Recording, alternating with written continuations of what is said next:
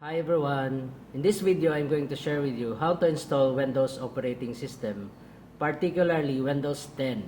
Okay, so after creating a bootable disk in this USB flash drive, the minimum requirements actually for creating this one is 8 gigabytes. Okay, so first thing you're going to do to install Windows operating system or Windows 10, you insert this bootable disk in a USB drive.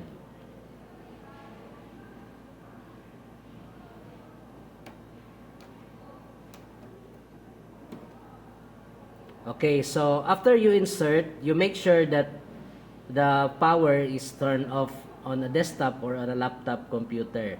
So then you turn on your computer. Press the power button and then press escape key with this HP 6300 small form factor. Press this one, escape, before it loads the operating system. Press escape, and then that is the first, and then that will display on the screen. Okay, so then you move your arrow, you position it to boot menu, and then you press enter. Okay, so using the arrow down, you position it to boot menu, and then you can press F9 or press enter on the keyboard. You press enter, and then that will display on the screen. Okay, so you can press F1 here, F1 on the function key, because the CMOS battery is actually weak. Okay, so press F1, and then you position your arrow here to your first boot device, this Kingston Data Traveler. Okay, so you position here, and then you press enter, and then wait for your Windows 10 to appear on the screen.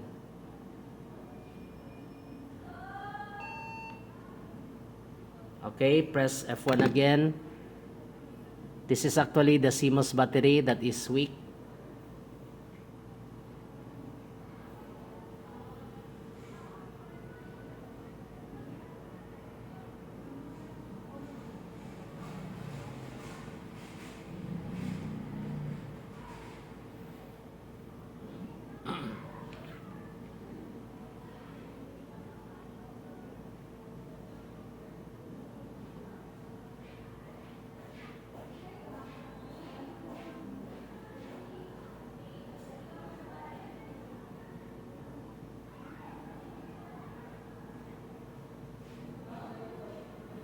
Okay, so next step is to choose the language to install. Okay, so you can choose English United States, then time and currency format, English United States, and then the keyboard, US keyboard. So choose the US, then click next.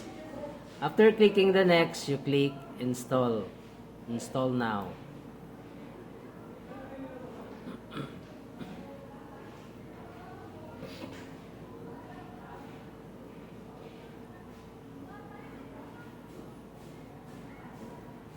Okay, so this is the product key. The product key looks like this, or it has a 25 digit, which consists of alphanumeric characters, meaning it consists of letters and numbers. So if you have no product key, because actually the original or the genuine operating system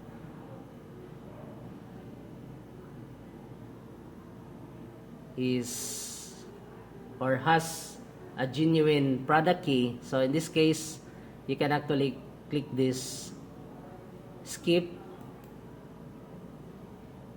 and then here you click the Windows 10 Pro 64-bit, you click the next,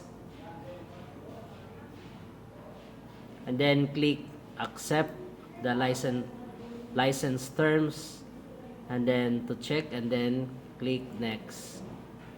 And then here, which type of installation do you want? So you have two options here. So if you choose this upgrade, install Windows, and keep file settings and applications, so this is actually will retain files, or the file settings and applications are moved to Windows with this option. So this option is only available when a support version of Windows is already running on the computer. So meaning if you have existing Windows 7 and you upgrade it to Windows 10 or Windows 11, you choose this one. So by keeping the settings and keeping your files and applications. So if you have installed an applications, for instance, if you have Microsoft Office that consists of Word, Excel, PowerPoint, Publisher, and so on, it will keep those applications. So if you have Photoshop, if you have Adobe Illustrator, it will keep, so meaning it will not erase, it will only upgrade the operating system and your settings and your files, your data files, your important files. Okay, so next, this custom install Windows only, this is advanced. The file settings and applications aren't moved to Windows with this option. So if you want to make changes to partitions and drives, start the computer using the installation disk or the USB. Okay, so we can recommend backing up your files before you continue. So for example, if you choose this second option, the custom, you make sure you back up your important files on your hard drive so that you have a copy on it. Okay, so you can also partition your hard drive. So in one hard drive, you can actually partition. So as you notice, you have drive C and drive D. So if you want to partition to 3, it can be. So for instance, you choose this one. Okay, so this time you have seen the partitions on the hard drive. So this is actually the recovery, and you notice this is 433 megabytes only. So million bytes, this is 95 megabytes, so 95 million bytes. This is for the system, and this is 16 megabytes for the MSR reserve. And this is actually the large capacity or your drive C. So this 465.2 gigabytes or billion bytes. Okay, so for example, I'm going to show you how to delete all these partitions. So the advantage actually of deleting all partitions, so if your computer is infected by a virus, it will actually remove all the virus and all the files, the data files and applications in your computer. So actually it will install a fresh copy of the operating system. So if your computer is running slow and it is infected by a virus, it is recommended that you are going to reformat. But first, you back up your files. So how to delete these partitions? You just simply select, for example, this partition 1 for recovery. You click delete and then you click OK.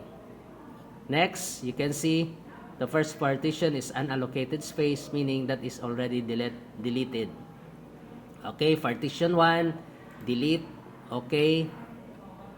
So next, here, delete, then click OK.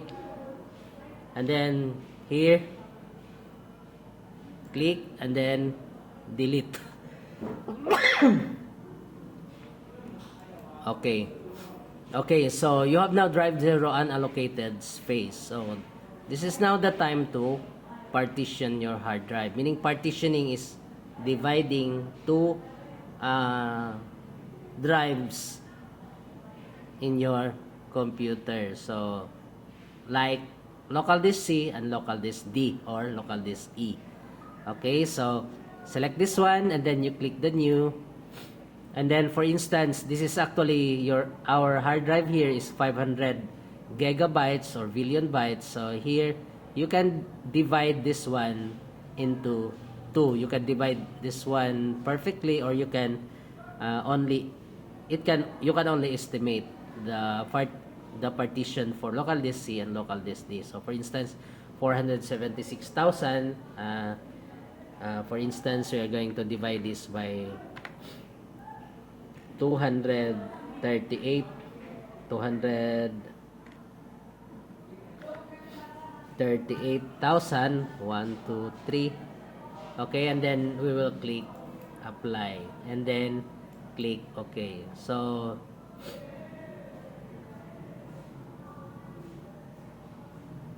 okay, so you have already, so automatic it will create recovery drive, system, and MSR. So this is actually your drive or partition 4 is your local disk C, and this unallocated space is your local disk D or E. So before you can use this unallocated space, you select first this one, this unallocated, and then you click new, and then if you want to partition this one, you can actually divide this one into 2, and the result would be 3 drives in your computer. Okay, so if you do not want to partition, just simply click the apply. Okay, so this time you have local disk C, this one, and you notice this has a large amount. This is gigabytes, and here gigabytes. So local disk C, this is local disk D. So always you install the operating system on local disk C. Click this one on partition 4 and then click next. Okay, so it will actually start installing your Windows. So you can see the status. Now it is copying Windows files from your created bootable disk. Okay, then this time it performs getting files ready for installation. So you wait until this will reach to 100%.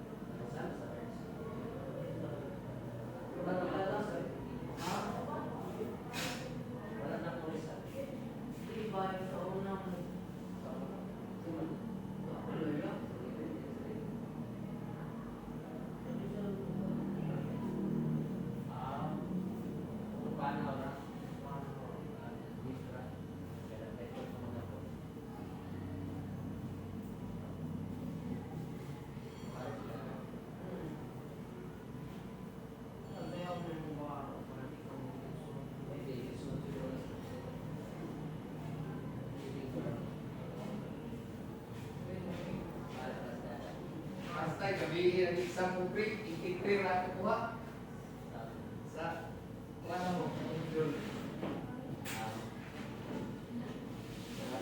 Ma.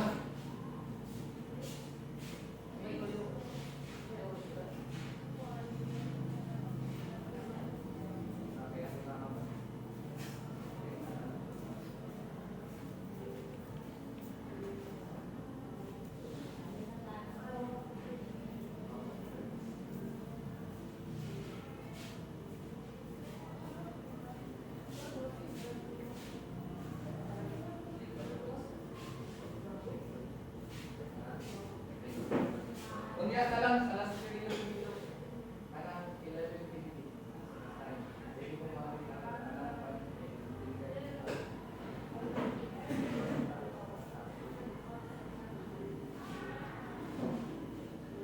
pagdala mo tayo ng mga ibig sa isa.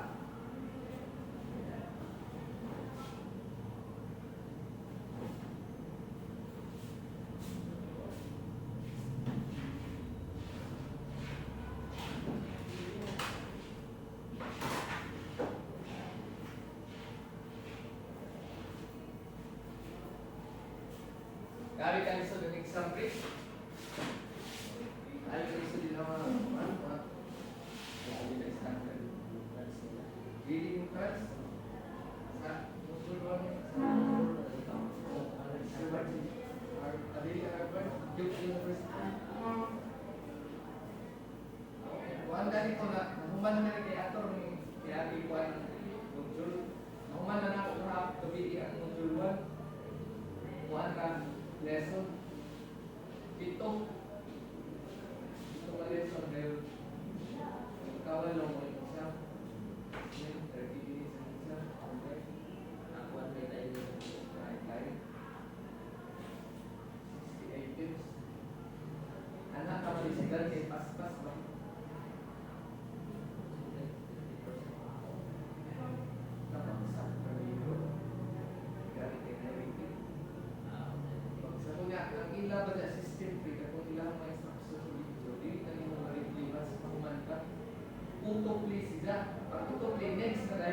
yung sa maritime.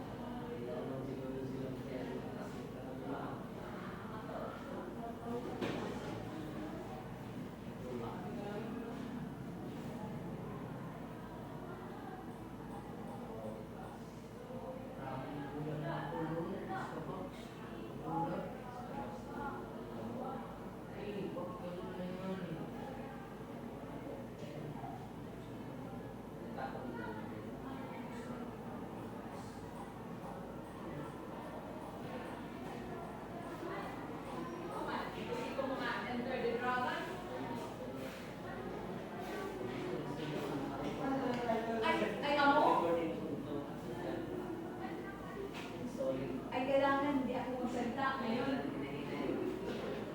Para ito ma-update sa YouTube. Facebook ka. Tansyon.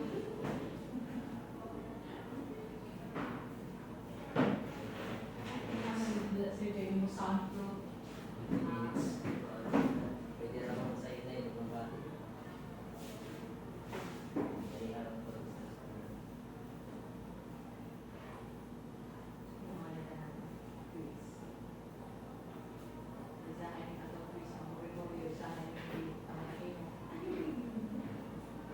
May sa Sunda. Wala. Anak ni choice na uy, ra pa buo. Isa tayo yung gather lang ng score. Or yung Amo po data. copy paste video. Amo po ba? Wala ka butira sir. Wala ila. Wala ila. Wala sila please. Wala dito sa mo.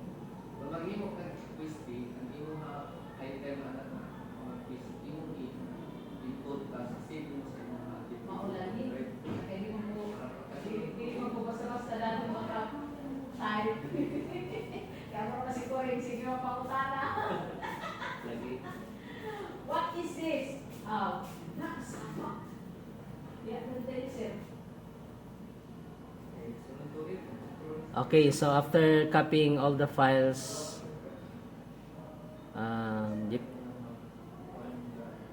you are prompted to enter the product key. So in this case, you can actually click the do this later. Then next, click express, use express settings.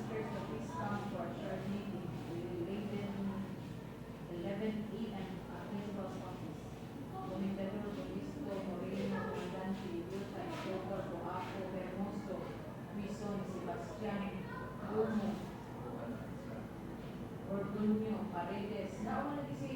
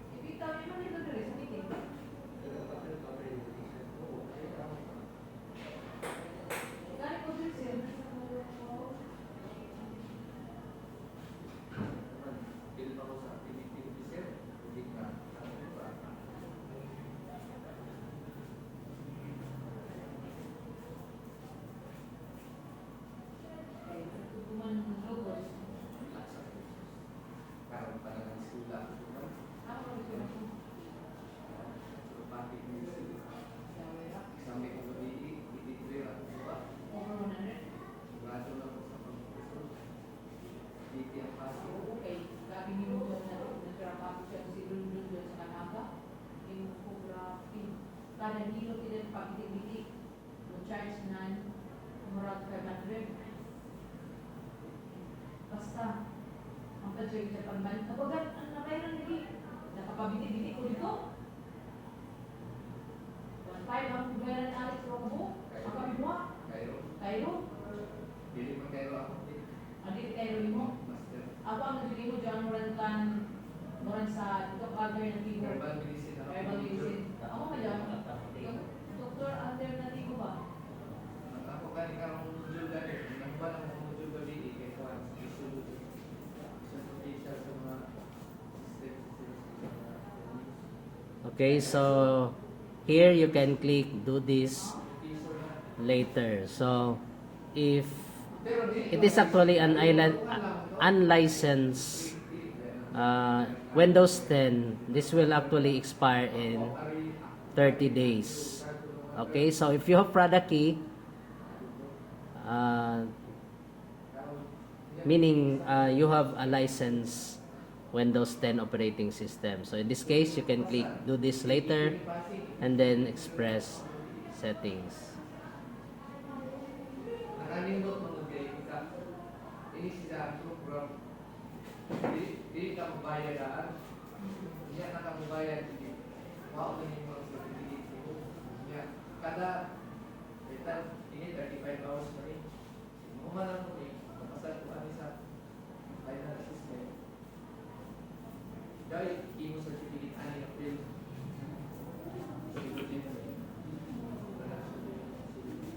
Okay, here you are prompted to create an account for this PC. So here you can type your username or who's going to use this PC. So for instance, you type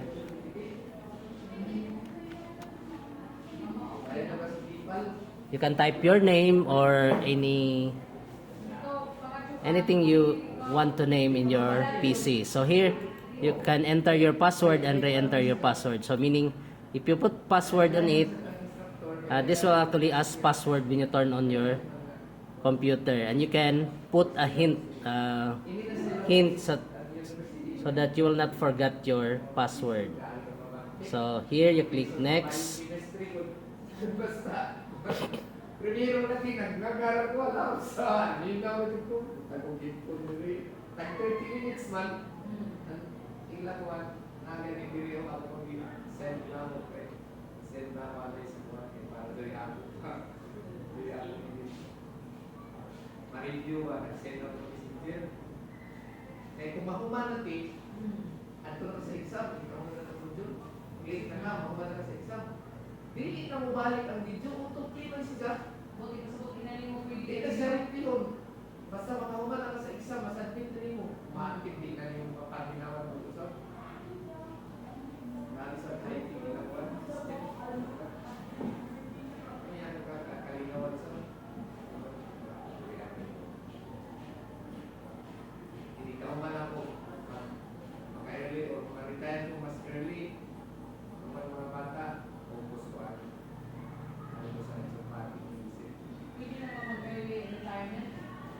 Kuman lang mga bata na yung trust. Karoon nga, galit sa mga Kinamagayanan? Pwede naman ang tapos ang isa. Misis ang may plano, pero ito na lang papel ko na naman. Kaya sa iyo.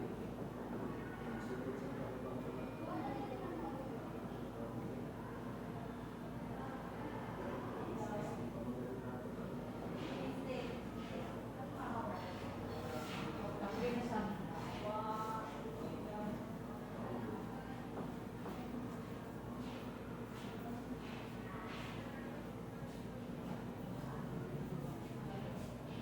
Nato lawas ka doon, ay tulo ba na kapsit ko sa state na ay neurotransmitter, hormones, inside. Ako madala, kaya mga high blood, kaya mga diabetic, kaya kulang na sa ang imo, mga neurotransmitter. Okay, so we are done installing Windows 10 operating system. Thank you so much for watching.